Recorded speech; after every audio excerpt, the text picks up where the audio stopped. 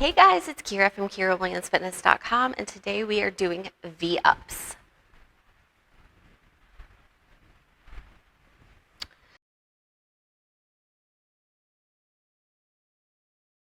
So there's a couple ways that we can do these, but we're going to begin on our hips. Hands can be by our sides, which is going to modify this to help us balance a bit to make this a little easier. So legs are going to come on up, and then we're going to extend our upper body towards the ground and our legs straight, bringing everything up together, crunching our abs in the middle. So hands by the sides or no assistance there. We can use our hands behind our knees to assist us in that way.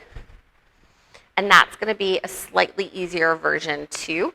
Either way, we want to stay balanced on our hips. We're not rocking back. We're not using our legs. We're staying balanced in this position. So if you want more core building exercises like this, sign up for online personal training at KyraWilliamsFitness.com.